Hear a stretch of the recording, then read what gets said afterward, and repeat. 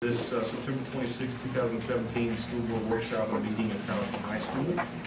Ms. Wilson will ask if you will permit or let the record your minutes reflect. Mr. Kunka is not here this evening. He is in California on business.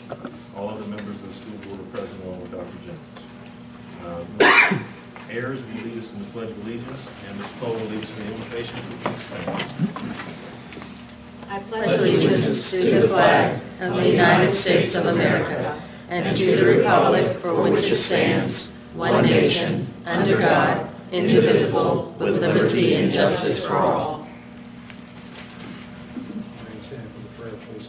Our Heavenly Father, we thank you for the opportunities which we enjoy each and every day in this country. We pray that we may be ever grateful for all the blessings that we enjoy, and that we live our lives in a way that shows our thankfulness. We ask for your guidance tonight. We ask for your blessings upon our students and our teachers and our community. In your name we pray.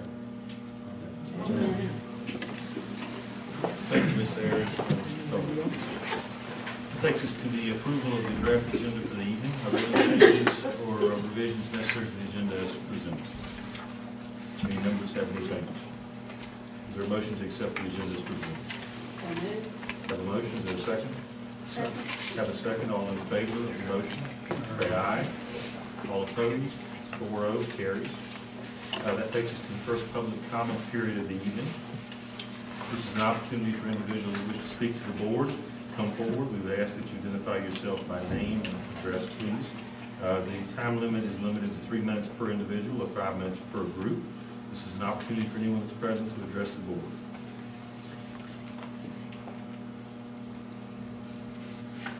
Is there anyone that would like to address the board during the public comment period? All right, seeing no movement, I'll bring the public comment period to a close. Dr. Jones, I believe that takes us to our first presentation of the evening. Yes, sir. Thank you, Mr. Chairman. The first item is to give a presentation on our student accreditation report. The state released last week the official results of the last round of testing and state accreditation. And Dr. Alejandro is going to give us an overview of how schools did on these important assessments.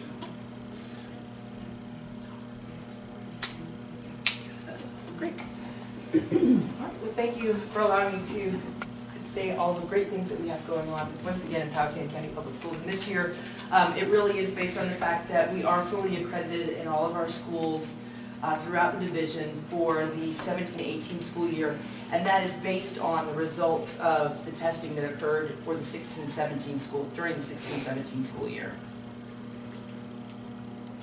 Along with it being fully accredited this coming school year, or the current school year rather, we are fully accredited through 2019, and that's because the state last year made a provision that if we were fully accredited for 3 consecutive years, then we would be fully accredited for the next 3 consecutive years. So we do have that already going for us moving forward. Currently the accreditation process is based on, I mentioned the student achievement test, but also on our graduation rate. So we'll review some of those items in the presentation. And this is an increase from last year. Only 32 school divisions were fully accredited, with all of their schools fully accredited last year. This year there are 65 of those divisions, and we are one of those 65 divisions. So we're still in the top 50% of all school divisions that have all of their schools within the division fully accredited.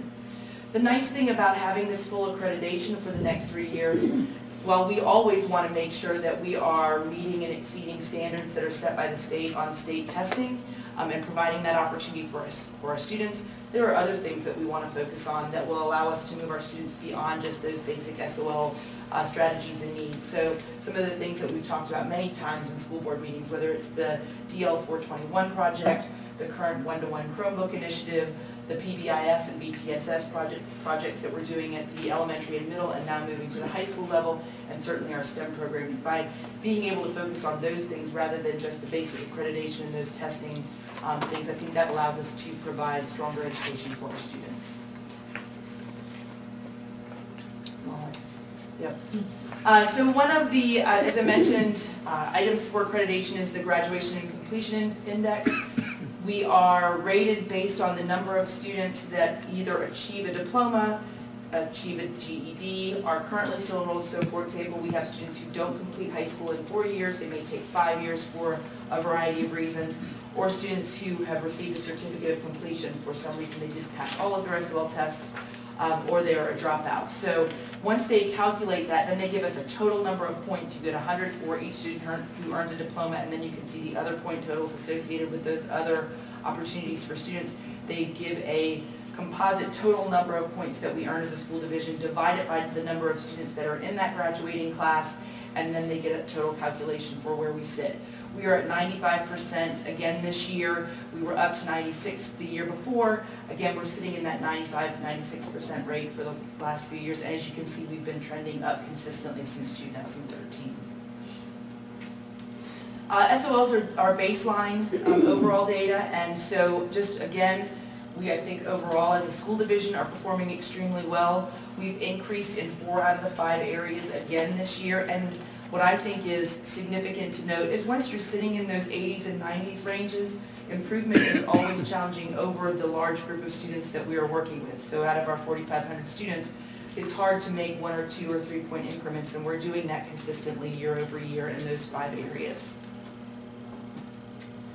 Some successes to note within the data. Grade 5 reading did extremely well this year, going up 7 points. Algebra also did extremely well, going up 8 points overall for all the students within the division. And you'll see that I put a negative number in there and counted that as a success, and that's because this year the high school writing traditionally was a test that was offered at the 11th grade only. We worked over the course of the last 3 years to make sure that students would be prepared when they hit the 10th grade to take that test, and our 10th graders were tested, and even with adding all of those additional students, almost 400 testers, we only dropped overall in writing at the high school level, which was 1 point, which was great. And then that also, because of that, gives us extra time with those 10th graders to be able to make sure that they have opportunities to pass the test by the time they graduate in 4th grade. Some subgroup successes, and subgroups are something that we focus on, whether it's at the elementary level with our data meetings or at the secondary level with some of the at-risk programs that they have. We look at our subgroups. And we saw Black students who improved in grade 8 writing, also in geometry and in Algebra 1 significantly. The GAP Group 1 students, and GAP Group 1 are students with special education needs, our ELLs, and our economically deprived students. We saw increases in grade 5 reading as well as in Algebra 1. And then our economically disadvantaged students, we saw increases in grade 7 math and in algebra. And we also saw increases in 5 out of the 7 different grade level tests for reading for our students with disabilities. So those are some nice subgroup successes that we saw this school year. Some areas of opportunities, we're also going to see some things where we didn't do as well as we would have liked to. We saw some decreases in our grade 3 reading for our GAP groups 1 and 2, and again, those are students with disabilities, economically disadvantaged, and Black students, and our elementary principals along with our data team, our BTSS teams are looking at how we, and our reading coaches are looking at how we can work on that for next year. We also saw a decrease in grade 8 writing for students with disabilities. We've been implementing some different kinds of strategies to put supports in place for them as well.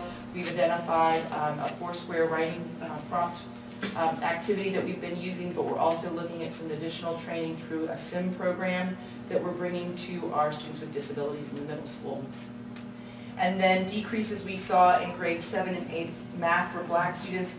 Again, that's really just getting into the data and taking a look at why that happened, and we already saw some trends there that we're identifying for some remediation opportunities at the middle school level for those students. One of the exciting things as part of the accreditation process, Pocahontas Elementary has been a focus school for the last 2 years, and they are out, which is great. They are no longer a focus school, so that's super exciting for them.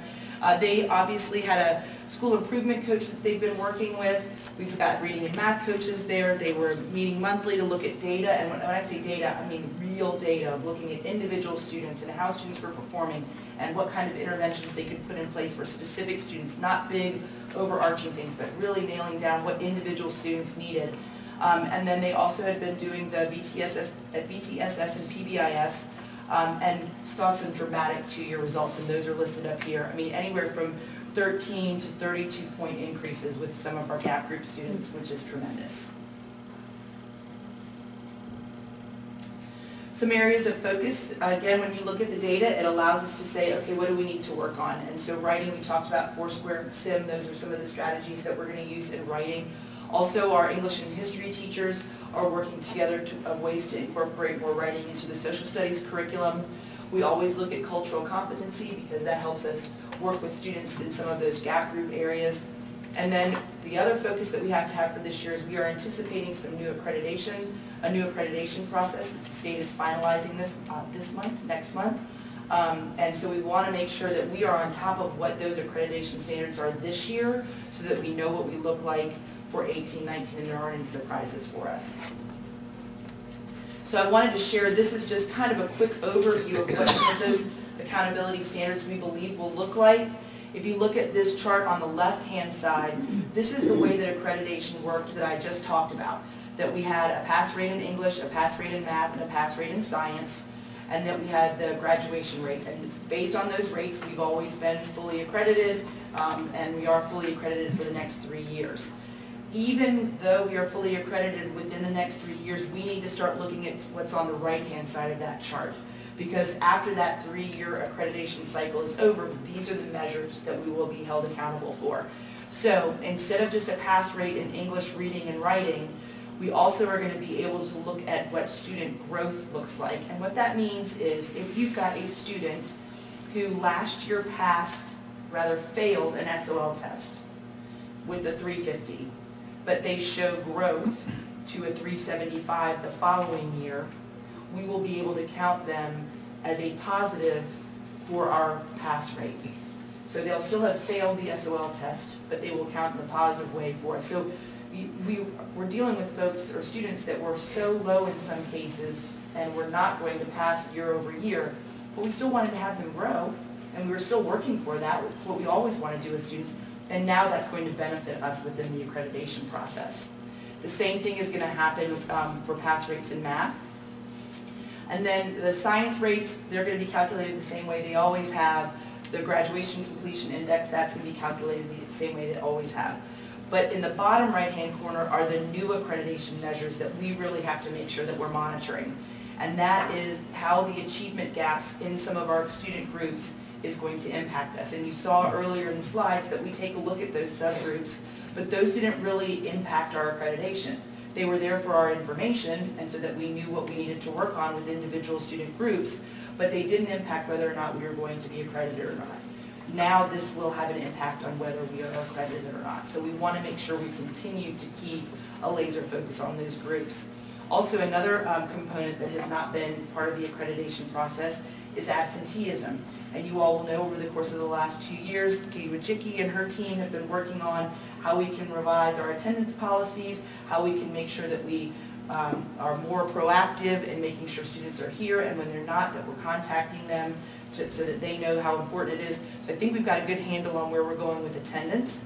The dropout rate, again, I've talked about the at-risk things that they do at the high school to take a look at students who are dropping out or potential for dropout and finding ways to make sure that we are keeping students in school through our alternative programs or other ways that we reach out to our students. And then the last item is for high school accreditation, there will be some sort of college career civic readiness index. That's, Right. Dr. Jones is smiling at me because we don't know what that looks like yet. So that's, some of these other things, they have been providing us pretty specific information on how they will measure these items. That's the one that we don't have anything specific. The good news is that in looking at the achievement gaps in English reading and writing and the achievement gaps in math, if you lay over what the expectation is for the next school year for us to meet the targets over time that are required for the ESSA implementation, right now Powhatan is meeting all of those targets. So we look like we're in good shape, but we have to continue to grow and to improve at the rate that the federal government and the state government will ask us to do so. Thank you, Dr. Yes. Alejandro. Right before the meeting, about a half hour before the meeting, the state issued some update on the state accreditation standards. They released some videos that help explain these new standards. I forwarded that to each of the board members, so you can review that. We haven't specifically provided you detailed information on this because it's been a moving target. It's been changing over the last several months. Once it's approved by the State Board of Education, we'll give you a more in-depth presentation on these new standards so that everybody understands it. I also sent those videos to our principals and other instructional leaders so they can make sure they're familiarizing themselves on the latest iteration of these standards, and we'll begin developing a plan for rolling it out to our constituents, our teachers, also our community. The good news is what they proposed last time I saw was that in 18-19 they're going to run both systems dually. So that we'll have the old system and then the new system, so that'll allow us to see how we're doing in both, and accreditation will be measured by either one. So whichever one a district does better in, or if they do equally well in both, or if they don't do well in the new one, they'll still be accredited based on the old system. So that is all information that's coming out. We've been working on it very closely, but we'll give you more information once it's passed and we know all the details, such as the college career readiness, which we still don't know what that looks like. We just know it's coming. The other thing is that traditionally we give you two presentations on student achievement. This presentation, which is accreditation, and then one on college and career readiness, CTE, how we're doing to prepare our students for college. We'll be doing that next month.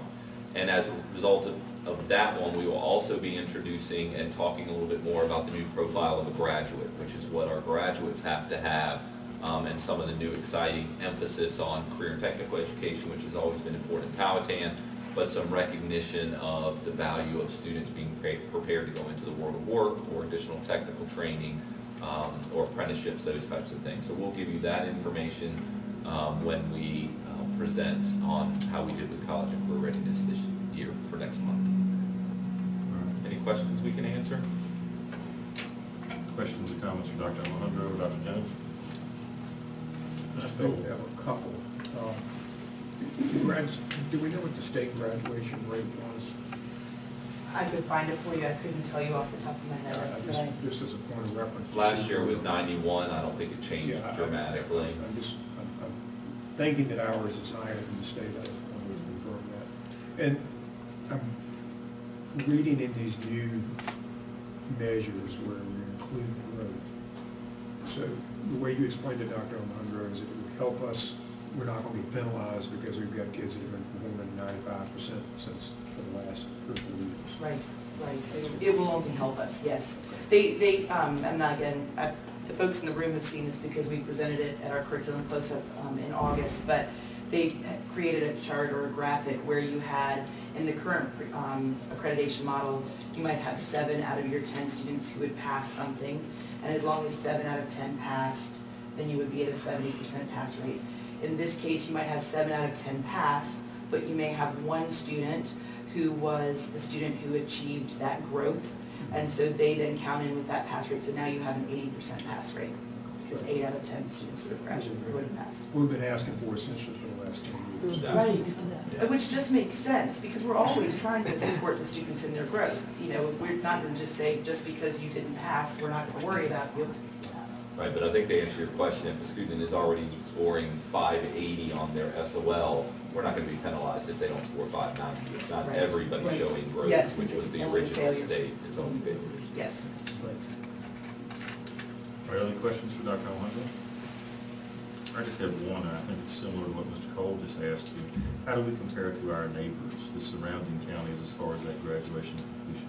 Graduation completion rate, I can get you all of that.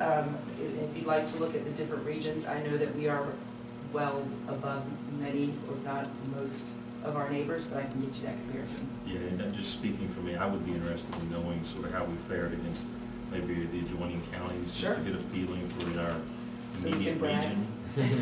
Yes. Only if it's appropriate. I'd be glad to do that. No other questions? We'll get that information to you. Thank you. Any other questions for Dr. Jones and Dr. Alejandro? Just a comment, that's, we really appreciate everybody's efforts to make this happen. And especially the individual attention that you were giving the elementary students, because they're the future SOL pass rates at the high school. So the graduation rates, I really commend the middle school and the elementary schools for what you're doing down there. If I could, Mr. Chairman, I just want to point out and say thanks as well to the faculty and staff at Pocahontas Elementary School. When the state comes in, there's a lot of good with that because they give you some extra training, but it's also a lot of work. There's some bureaucracy that's associated with that requires extra record keeping and maintenance. And they really rose to the challenge, did all that extra work, embraced the process, and I think the results speak for themselves. So Mr. Solzer and his team, also Dr. Thomas has been attending every one of those meetings with the state. Katie Wojcicki's been involved with it from a BTSS standpoint, so we're real proud of the progress that they've shown. Their overall results have always been strong, but when you look at those subgroups, the work that they've done over the last 2 or 3 years has really been phenomenal. Thank you for sharing that. We are very fortunate with the staff, you're exactly right. All right, well, Dr. Jones, thank you, Dr. Thank Jones. you. Dr. Jones, I believe that takes you to the first of your superintendent. Yes, just a couple items tonight. The first one is for the board's review and discussion, and that is the different committees that we participate in. They are listed here in the boilerplate. Both our advisory committees and some of the regional programs that we participate in. We've included as well who was the rep last or this current year, as well as if there was an alternate called for by that organization. So we are looking for, and traditionally in September, we re-up these for the next year, see if anybody wants to change committees or if there are requests. So we'll turn it back to you for that discussion. Thank you, Dr. Jones. And just for discussion purposes, Mr. Kunka did communicate to me that he was willing to continue to serve in each of the capacities that are currently listed on this list. So unless someone would like to replace him on one of those, I think we would honor that request if that's agreeable with everyone. So that takes us to the positions that are filled by the 4 of us. So we can walk through them if you'd like. Ms. Ayers, would you like to continue to serve with the Maggie Walker's Governor School? Okay. And Mr. Kunka has indicated he's willing to continue to be your alternate. Appomattox Regional Governor's School. Mr. Cole? So the same thing I said last year, I'm willing to continue, but it's been a learning experience, and I would invite somebody else on board. I'd be glad to subside somebody else to have that learning experience, because I think serving on a governor's school board gives you a perspective and an appreciation that you do not have unless you do it. So, And Ms. Emo, I apologize, I did not mean by any means to suggest Ms. Ayers automatically has that locked down. If you have a strong interest in either the first or the second item, please let us know. Thank you, and I'm happy with the ones that I have already, I'll just say, that makes the process go quicker. I will also add, if I could, Mr. Chairman, that both Maggie Walker and I believe Appomattox is going to be discussing it, and Code RVA are talking about not meeting monthly anymore and reducing the number of meetings to, because it is difficult for some to get a quorum, or it's difficult monthly for the travel to some of these locations. So if that changes anybody's mind, I know those are discussions of moving to 4 to 6 meetings a year instead of 1 every month. Okay. Maggie Walker did move to 6. it's been discussed with Appomattox, and we did not meet this past month because we didn't have any business, so I'm assuming that, we're looking at the possibility too, so I'm hoping that that will happen. Okay, well, I can continue to walk through these if you like, or if there's just a desire to continue in your current positions, we could do it in that fashion. I have no objection in continuing to serve on the Math Science Innovation Center Board, as long as Ms. Emo would be okay with serving as the alternate for that. Sure. Okay, and I believe I'm also the Career and Technical Education Advisory Committee member, and I would like to continue in that role. Anyone else have any desire to change any of their current assignments? Mr. Kelly? No, if you want to give up CTE, I would take it, but I will stay with that.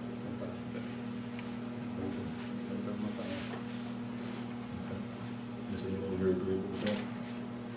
Okay, well, Dr. Nunn, I believe that makes it easy for you. Yeah. We require a vote on this, I believe, is that right? Yes. So is there a motion to accept this as presented?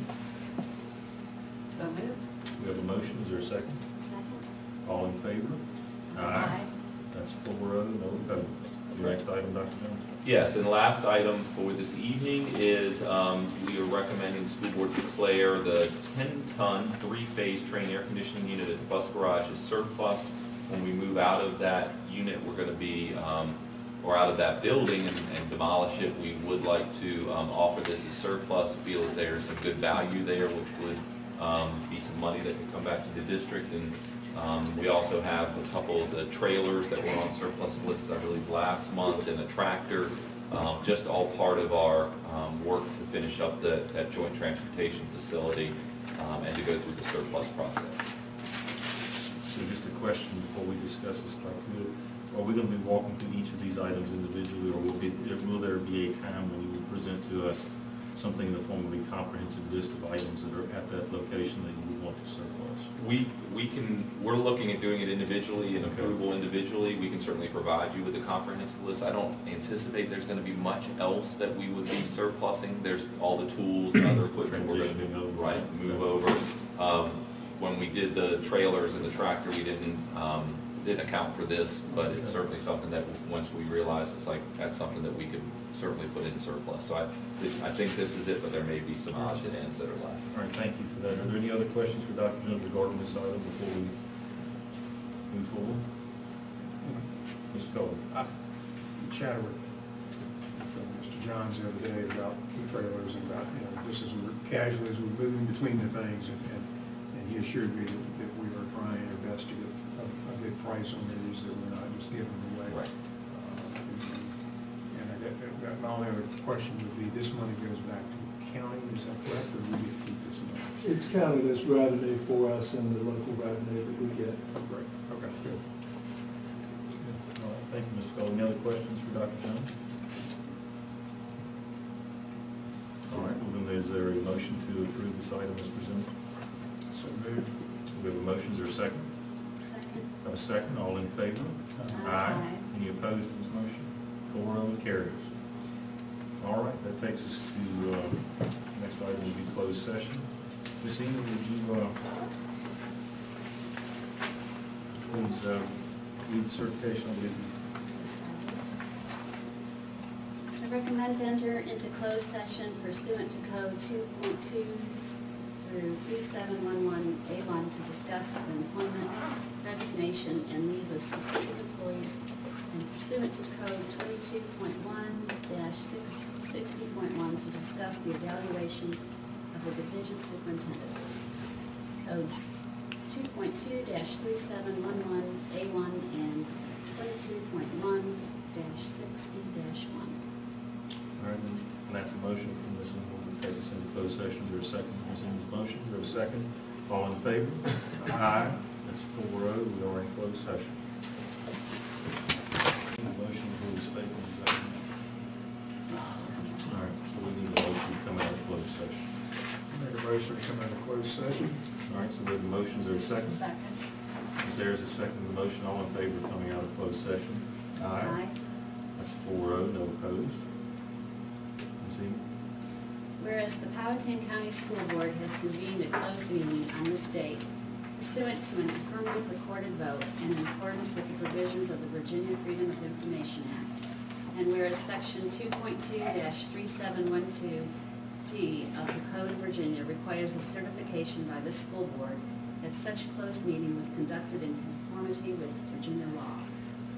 Now, therefore, be it resolved that the Powhatan School Board hereby certifies that, to the best of each member's knowledge, only public business matters lawfully exempted from open meeting requirements by Virginia law were discussed in the closed meeting to which the certification applies, and only public business matters as were identified in the motion convening the closed meeting were heard, discussed, or considered. Aye. All right, that takes us to the next item on the agenda, item 6. Consider approval for personnel docket the addendum. Mr. Chairman, I make a motion to approve the personnel docket as presented. Mr. Coles made a motion to approve the personnel docket and addendum as presented. Is there a second to Mr. Coles' motion? Second. We have a second. All in favor? Aye. That's 4-0, no opposed. Takes us to items for discussion, next steps, and follow-up. Ms. Emo, we'll start with you. And if you like to do the next steps and follow up along with your board comments. Okay. Just the follow-up, the resolution for the MLK Youth Day to put in the program. Just wanted to make sure that's going to be on the agenda for November. My comments, very positive feedback for the back-to-school nights at the middle school. And also, nice positive feedback I've heard about the tour of the new middle school that's on Facebook. And that's all I have. Mr. Cole? Just one next step, and that's to do the letter of commendation to the new citizen at the middle school. My comments are that the school year seems to be starting very smoothly. So I believe we're near the end of September here, but we are. And I just want to thank all the school personnel, all the staff for giving us all this restart. Very good. Ms. Ayers? I don't really have a comment at this time, Okay. thank you. All right, well, I will echo at least one of Mr. Cole's comments, is that both of my sons are counting days at this point, and it's hard to believe how far we've gotten in the school year at this point, and I think we're off to a good start. And as Ms. Emil said as well, I have had lots of folks make very positive comments about the joint meeting that we had, I suppose it was last week, with the supervisors of the school board. We thank Ms. McFarland for putting that on Facebook. A lot of people had an opportunity to see the building and have commented, and both buildings have commented and made questions, or had questions, and it's nice to have been able to do that. So we appreciate that. So those are the comments that I have. Dr. Jones has departed for the evening, so that takes us through the superintendent's comments. And I believe at that point it would take us to the end of our adjournment. Is there a motion regarding adjournment? So moved. We have a motion. Is there a second? Second. Second, all in favor of adjournment? Aye. No opposed, 4-0. We are adjourned.